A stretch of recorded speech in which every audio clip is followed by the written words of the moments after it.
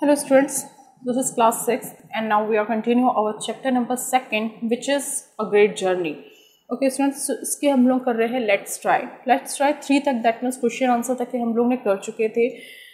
Let's try 4. Actually students ये आपको मुझे करके बताना है. सो लेट्स ट्राई 4 में है क्या, मैं आपको समझा देती हूँ, देन ये आप लोगों का ही वर्क है. So just the way parrot shows her intelligence and quick thinking skill in various situations in the story. Have you ever come across a story of experienced in real life where animals become the hero by helping humans in time difficulty? So write a small paragraph in your notebook stating the story. So story को लेके आपको एक small paragraph बनाना है या फिर summary type की बनाना है. So अभी तक के जितने जो story हम लोग ने पढ़ चुके हैं, जो मैंने आप लोगों को बता दिया है अ ग्रेट जर्नी की, सो उससे रिलेटेड आपको बनाना है पैराग्राफ, दैट मीन्स उसकी समरी. सो ये आप लोगों का होमवर्क है, क्योंकि जो स्टोरी है वो ऑलरेडी हम लोगों ने कर चुके हैं कंप्लीटली. मैंने उसको एक्सप्लेन करा दिया था, क्वेश्चन आंसर हम लोग कर चुके, तो वहाँ से आप लोग लेके उसकी एक समरी बना सकते हैं. ओके, सो ये जो लेट्स ट्राई 4 है ये आप लोगों का होमवर्क रहेगा. ओके स्टूडेंट्स, नेक्स्ट है यहाँ पे let's try 5. So look at here, let's try 5 में क्या है students?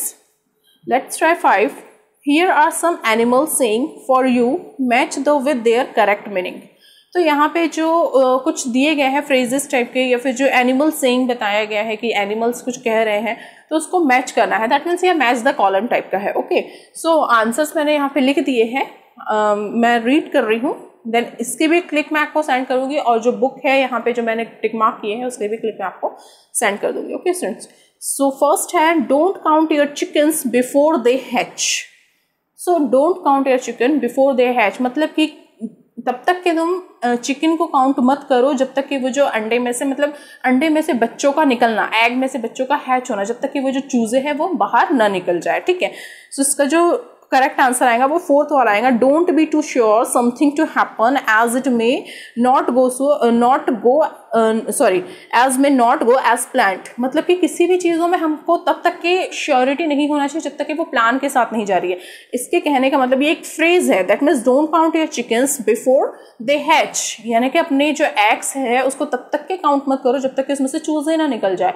ओके, हम श्योर नहीं हो, अगर कोई हमारे पास 10 एग्स है तो हम लोग ये नहीं बोल सकते कि 10 जितने भी जो 10 एग्स है सभी एग्स में से जो बच्चे हैं, जो चिकन है वो निकल सकता है. ठीक है, ऐसा नहीं होता. कुछ जो एग है वो खराब हो जाते हैं और कुछ में से जो चिकन है वो निकलता है. ओके, सो यहाँ पे हम लोग को श्योरिटी नहीं देना चाहिए जब तक कि जो कोई भी काम है वो प्लान के अकॉर्डिंग ना हो. सेकंड है the early bird catches the worm. The early bird catches the worm, इसका जो आंसर आएगा वो आपका फर्स्ट वाला आएगा. आंसर्स मैंने यहाँ पे लिख के रखे हैं नंबर वाइज, और इसके भी क्लिक मैं आपको सेंड कर दूंगी तो आपको समझ में आ जाएगा. तो फर्स्ट है the person who gets there first will get what he she want. ये आप लोगों का इसका आंसर रहेगा. नेक्स्ट है don't shed crocodile tears. So don't shed crocodile tears, इसके जो आंसर है ये आ जाएगा आप लोगों का सेकेंड वाला. People who shed crocodile tears don't feel sorry for their actions. So don't shed crocodile tears, इसका मतलब क्या होता है, किसी के भी लिए, मतलब कि ऐसा पर्सन जो हमेशा अपना रंग बदलता हो. रंग बदलना दैट मीन्स कभी तुम्हारे सामने तुम्हारी तारीफ करता है और तुम्हारे पीठ पीछे तुम्हारी बुराइयां करता है. सो ऐसे पर्सन जो हमारे सामने कुछ होते हैं, हमारे पीछे कुछ होते हैं, तो इन लोगों के बारे में अफसोस कभी नहीं करना चाहिए. तो people who don't shed crocodiles, इसका आंसर है सेकेंड वाला. People who shed crocodile tears don't feel sorry for their action. तो ऐसे पर्सन जब कभी भी हमारे सामने रोते हैं, मतलब कि जो अपने नकली आंसू बहाते हैं, तो हमें उसके लिए कभी भी सॉरी फील नहीं करना चाहिए. ओके, क्योंकि वो सब सिर्फ दिखावे के लिए होता है. नेक्स्ट है it is raining cats and dog. It is raining cats and dog, इसका जो आंसर है आपका आ जाएगा 5th वाला. It is raining heavily. It is raining cats and dog, so इसका जो आंसर है वो आ जाएगा आपका 5th वाला. It is raining heavily. Then है किल 2 birds with 1 stone. किल 2 मतलब हम बोलते हैं ना एक तीर से 2 निशाने, तो वही है ये किल 2 birds with 1 stone. सो इसका जो आंसर है ये आ जाएगा आप लोगों का 3rd. Okay, accomplish to different thing at the same time, मतलब कि दो अलग अलग चीज़ों को एक ही बार में बता देना, एक ही बार में समझा देना, मतलब कि दो अलग अलग चीज़ों के एक तीर से निशाने, एक तीर दो निशान जो बोलते हैं ना, ये इसी का फ्रेज है, तो इसका यही आंसर आएगा। सो आंसर मैंने यहाँ पे टिक कर दिए हैं, दोनों ही क्लिक मैं आप लोगों को सेंड कर दूंगी। ओके, सो स्टूडेंट्स नेक्स्ट है हमारा लेट्स ट्राई 6। यहाँ पे क्या दिया गया है, an addends is a group of words in fixed order. The meaning of an addends is different from the actual meaning of the words used for examples. So ये जो है यहाँ पे डिफरेंट वर्ड दिए गए हैं और डिफरेंट एडम्स दी गई है और उसमें इन वर्ड्स को फिक्स करना है स्टूडेंट्स। सो फर्स्ट है आपका I will send you the pics of this particular question. Okay, so first है why are they so late? I'm surprised. I smell a dash. So यहाँ पे जो आप लोगों का आंसर आ जाएगा स्टूडेंट्स वो आ जाएगा रेड। ओके, सेकंड है It was my first time at the opera. I felt like a dash out of water. Feel out of place मतलब कि जो out of water में जिसने फील किया था उसके लिए आंसर आ जाएगा आपका fish. नेक्स्ट है Our neighbor gave us a dash and bull story about how our window broke. A story that is obviously not true, especially the one given as an excuse. So यहाँ पे जो आप लोगों का answer आएगा students वो आ जाएगा Kock sorry. Next है I worked like dash on my school project. मैं अपने प्रोजेक्ट के लिए एकदम काम कर रहा था। सो वर्कड वेरी हार्ड, जब भी हम कोई हार्ड वर्क करते हैं तो उसे बोला जाता है कि you are working like dog. So तुम एक कुत्ते के जैसे काम कर रहे हो, that means so I worked like a dog. तो मैंने अपने प्रोजेक्ट के लिए एक डॉग के जैसे वर्क किया है, इतनी हार्ड वर्क की है। सो आंसर जो आप लोग का आ जाएगा वो आ जाएगा डॉग। ओके, नेक्स्ट है I got dash share of the cake. I got the dash share of the cake, the biggest part of portion. Okay, so जब भी केक सभी को पसंद होता है, मतलब यहाँ पे कहने का मतलब ये है कि जब आप अपनी कोई भी प्यारी चीज़ें किसी पर्सन को बहुत, मतलब जो आपको बहुत बिलव्ड हो, जो भी चीज़, जैसे ये पेन मुझे बहुत ज़्यादा लाइक करती हूँ मैं इस पेन को, ये मेरा फेवरेट पेन है, तो अगर मैं इसको किसी को दे दूँ तो या तो मैं उसको मजबूरी में दूंगी या तो मैं डर से दूंगी उस पर्सन को, क्योंकि ये तो ऑलरेडी मेरा फेवरेट है। सो यहाँ पे I got the dash lion share of the cake. So यहाँ पे लॉयन वर्ड आ जाएगा, ठीक है। मैंने जो डर के कारण दिया है, किस कारण दिया है, डर के कारण। So I got the lion share of the cake. तो यहाँ पे जो आपका आंसर है वो क्या आएगा, लॉयन। स्टूडेंट्स जो नेक्स्ट है लेट्स ट्राई 7, एक्चुअली में ये नाउन है स्टूडेंट्स। सो फर्स्ट हम लोग पहले नाउन को समझ लेते हैं। आप लोगों के बुक में ये चीज़ दी गई है कि एक्चुअली में जो नाउन है वो होते क्या है, एंड ये you already studied in your previous class that what is noun. So first मैं आप लोगों को समझा देती हूँ, आपकी जो बुक में दिया हुआ है, और इसकी मैं पिक कैप्चर करके भी आप लोगों को सेंड कर दूंगी जिससे ये ईजी रहेगा समझने के लिए। देन फिर मैं इसे एक्सप्लेन करती हूँ। सो फर्स्ट है common noun. Common noun actually में क्या होते हैं देखते हैं। Names of general people, place, animals and other things. जब भी किसी भी एनिमल्स का, प्लेस का, किसी कंट्री का, किसी सिटी का नाम बता दिया जाए तो वो क्या हो जाते हैं स्टूडेंट्स, हमारे कॉमन नाउन हो जाते हैं। एग्जाम्पल्स के लिए boy, country, food etcetera. Okay, proper noun, name of the particular people, place, books and other specific things. अच्छा देखो, ऊपर में जो था वो जनरल पीपल था, ठीक है, याद रखना। General people that means boy, girl, teacher, sir, ये जो है ये जनरल पीपल है। ओके, और अगर किसी पर्टिकुलर पर्सन का नाम बोल दिया तो वो प्रॉपर नाउन होंगे, जैसे कि जेबा, जैसे कि रिया। ओके, सो ये जो है ये क्या होंगे, प्रॉपर नाउन। मतलब अगर किसी का जो नाम के साथ बोला जा रहा है, और अगर गर्ल है, बॉय है, किसी भी प्लेस का नाम है, अगर हम लोग बोलते स्टेट है, तो ये सब किस में आ जाएंगे स्टूडेंट्स, आपके कॉमन नाउन, ठीक है, ये कॉमन है। देन नेक्स्ट है abstract noun. Sorry, proper noun के एग्जांपल्स मैं आप लोगों को बता देती हूँ। Lata, China, Harry Potter, Chinese, it's, और मैंने आपको 2 एग्जाम्पल्स और बताए। नेक्स्ट है students abstract nouns. Abstract that means किसी भी अपने जहाँ पर भी आपके आइडियाज आते हैं, आपकी क्वालिटी आती है, आपकी फीलिंग्स को शो किया जाता है, तो वो जो फीलिंग्स है, वो आइडिया है, वो क्वालिटी है, वो एब्स्ट्रैक्ट कहलाती है, ठीक है। देखते हैं यहाँ पे दिया क्या है। एक्चुअली ये सब आपको नोट डाउन करना है और लर्न भी करना है। So name ideas, qualities and conditions, thing that can not be seen और टच्ड। हम लोग अपनी फीलिंग्स को देख सकते हैं क्या, टच कर सकते हैं कि नहीं, उसे सिर्फ फील किया जाता है। हम लोग इमोशंस को टच कर सकते हैं, नहीं, उसे सिर्फ फील किया जाता है। हम सैड है, हम हैप्पी है, उसे फील कर उसे टच कर सकते हैं, उसे देख सकते हैं और फील कर सकते हैं।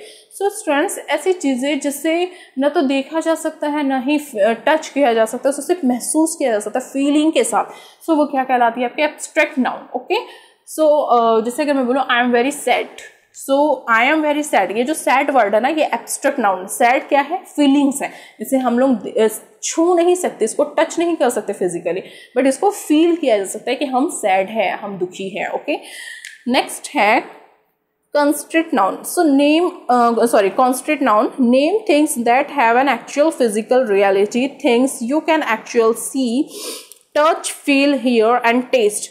कोई भी ऐसी चीज़ जिसे हम देख सकते हैं, छू सकते हैं, टच कर सकते हैं, वो क्या कहलाती है आपकी कंस्ट्रेंट नाउन। सो एग्जाम्पल्स हैं यहाँ पे, ऑरेंजेस, चेयर, उसको देख छू सकते हैं, टच कर सकते हैं, कप, बैग, मतलब कि कोई भी थिंग्स, ठीक है, या फिर कोई भी फूड जिसे टेस्ट किया जा सकता है। ओके, सो यहाँ पे क्या हो जाएगा, ऑरेंज।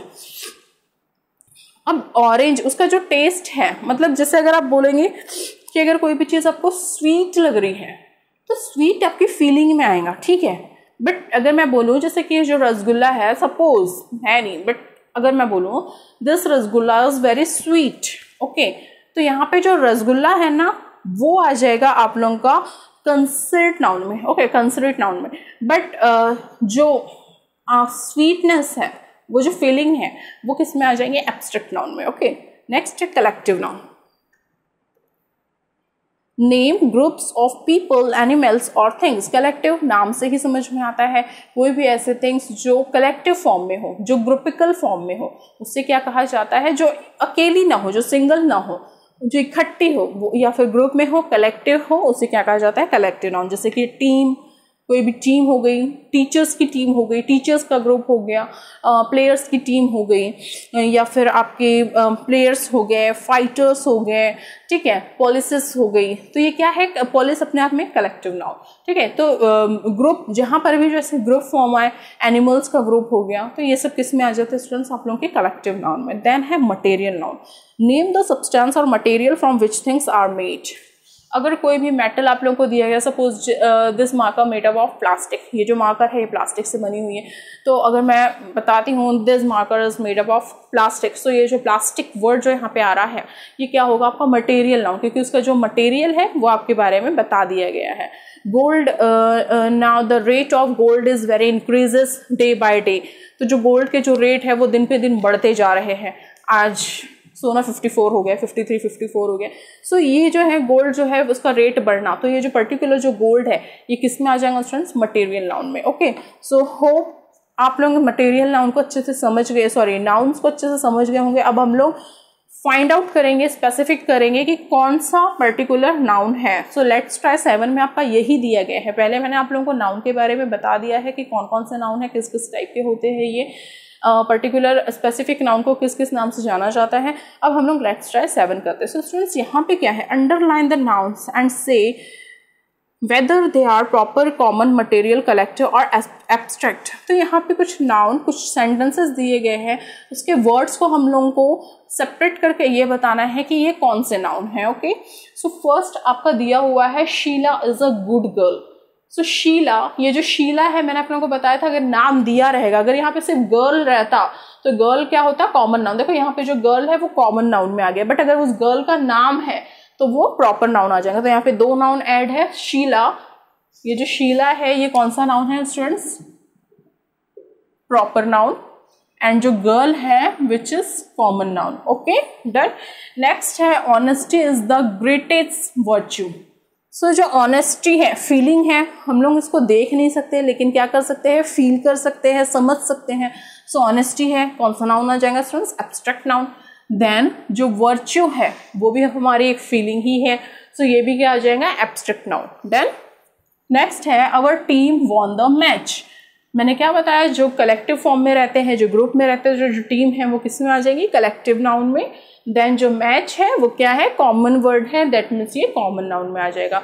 अगर ये बताता था कि हम लोग हॉकी जीत गए, हॉकी मैच जीत गए, तो वो जो पर्टिकुलर गेम का अगर नाम बता दिया रहता यहाँ पे तो उसको किस फॉर्म में रखते हैं, प्रॉपर नाउन में, ठीक है, अगर नाम उसका शो हो जाता, बट यहाँ पे नाम मेंशन नहीं है, सिर्फ मैच बोल दिया, दैट मीन्स ये कॉमन नाउन है।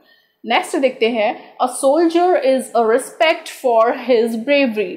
तो जो सोल्जर है, देखो सोल्जर अपने आप में कलेक्टिव फॉर्म में भी है और एक कॉमन फॉर्म में, अगर इसका सोल्जर का नाम यहाँ पे मेंशन करता तो ये प्रॉपर नाउन होता, बट अब यहाँ पे नाम मेंशन नहीं है तो ये क्या हो गया, आपका कॉमन नाउन होगा। अगर यहाँ पुलिस भी रहता तो भी ये कॉमन नाउन होता, अगर उस पुलिस का नाम होता तो फिर उसको प्रॉपर में रखते, बट यहाँ पे जो सोल्जर है वो किस में आएगा, कॉमन नाउन।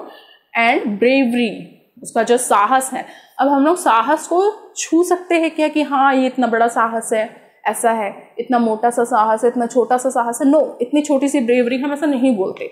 ओके, हम ब्रेवरी को फील कर सकते हैं, महसूस करते हैं कि हाँ उसमें इतना साहस है, उसमें इतनी डेयरिंग है।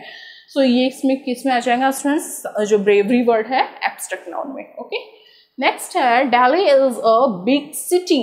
दिल्ली प्रॉपर नाम बता दिया गया है। ओके, सो सिटी का नाम बता दिया गया, मेंशन किया गया, दैट्स वाई ये क्या है, प्रॉपर नाउन। एंड सिटी मैंने आप लोगों को बताया था, जो सिटी वर्ड है वो कॉमन वर्ड है, so it is common noun. Next is, this table is made up of plastic. ये जो टेबल है ये प्लास्टिक से बना हुआ है। सो टेबल कॉमन वर्ड है इसलिए कॉमन नाउन में आएगा, बट जो प्लास्टिक है वो मटेरियल नाउन है, क्योंकि यहाँ पे मेंशन कर दिया है कि ये किस चीज से बना हुआ है स्टूडेंट्स। ओके, अब उसके बाद है, नेक्स्ट है, Krish has a pet snake. And next है, I saw a pride of lions at the zoo. So ये जो दो है ये आप लोगों के होमवर्क रहेंगे, दैट मीन्स 7 and 8 ये आप लोगों के होमवर्क है, आपको इसे मुझे करके बता रहा है। ओके, सो अगर आज के सेशन में कुछ ना समझ में आया हो, so without any hesitation you can ask me, okay, by call, by messages. So आज हमने कौन कौन से लेट्स ट्राई किए हैं, लेट्स ट्राई 4 ये आप लोगों का होमवर्क है, एक समरी बताना है आपको मुझे।